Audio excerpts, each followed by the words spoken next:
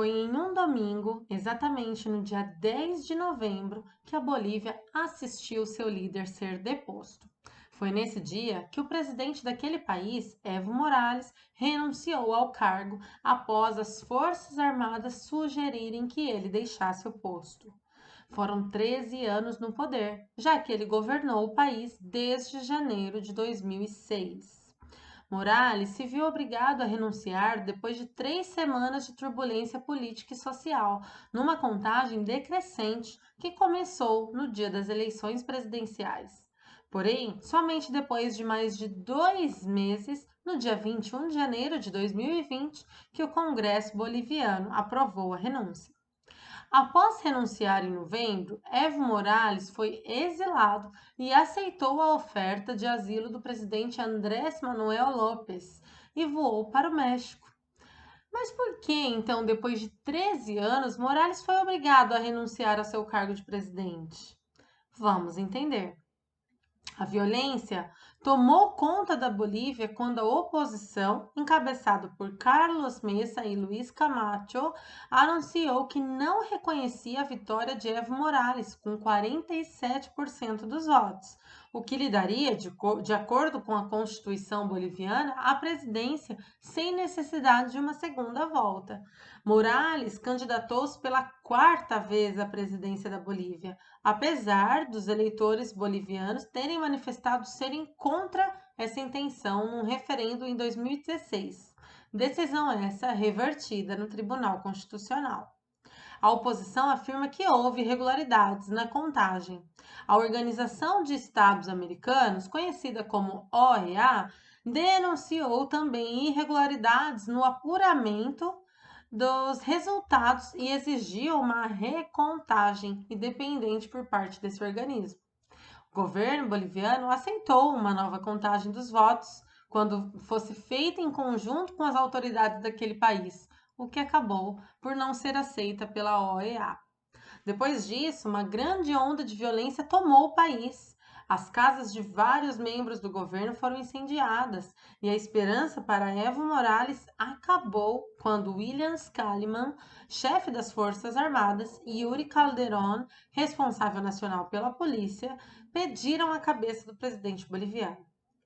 Essa resposta violenta da oposição e o posicionamento das Forças Armadas acabou por ditar a demissão de vários ministros e de Evo Morales, que, numa declaração ao país, afirmou ser vítima de um golpe de Estado. A violência deixou pelo menos 3 mortos e centenas de feridos.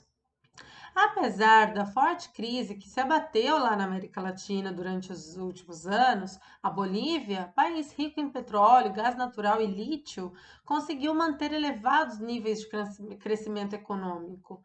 Em 2017, o FMI atribuía ao planejamento econômico a capacidade de investimento faseado.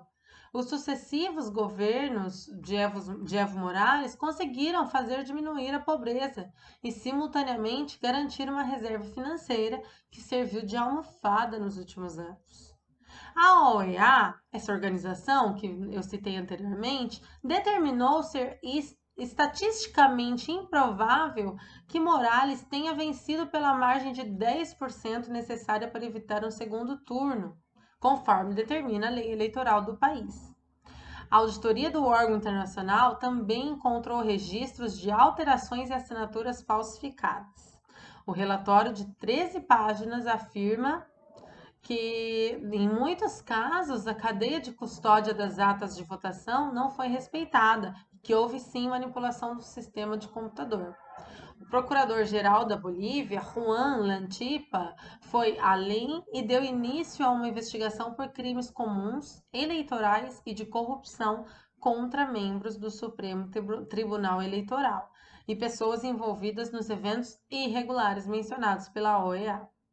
Vários ministros e políticos ligados a Morales já haviam renunciado, incluindo o ministro de Minas, César Navarro, e o ministro de Hidrocarbonetos, Luiz Sanches, além do governador de Cochabamba, Ivan Canelas. O candidato de oposição Carlos Mesa, que ficou em segundo na eleição de outubro, havia dito que Morales não deveria se candidatar novamente. Enquanto isso, o líder da oposição em Santa Cruz, Luiz Fernando Camacho, instituiu que Morales deveria renunciar. Agora vamos entender um pouco de como funciona a candidatura e a política na Bolívia. Como já dissemos, Morales foi o presidente boliviano que esteve no cargo por mais tempo na história do país.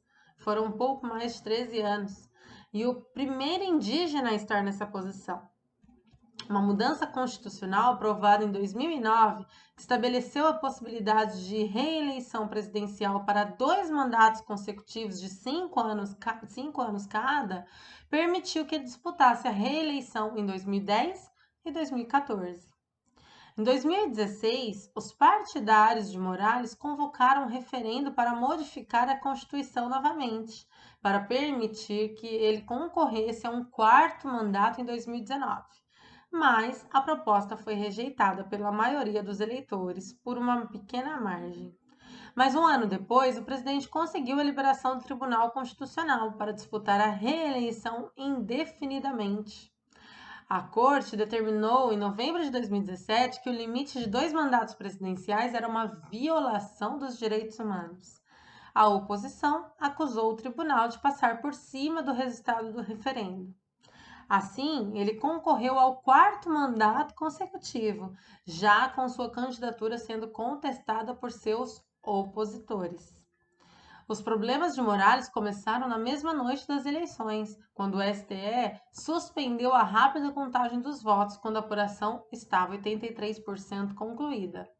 Uma tendência indicava que haveria um segundo turno entre o presidente boliviano e Carlos Mesa. No dia seguinte, a apuração foi retomada com 95% dos votos contabilizados, indicando que Morales venceria no primeiro turno por uma margem estreita, mas suficiente para lhe garantir o 4º mandato. As suspeitas levantadas pelos estranhos movimentos do STE levaram a oposição a apontar ter ocorrido essa fraude nos resultados. E foi aí que muitos bolivianos começaram a se mobilizar nas ruas. E a OEA e a União Europeia pediram que fosse realizado um segundo turno.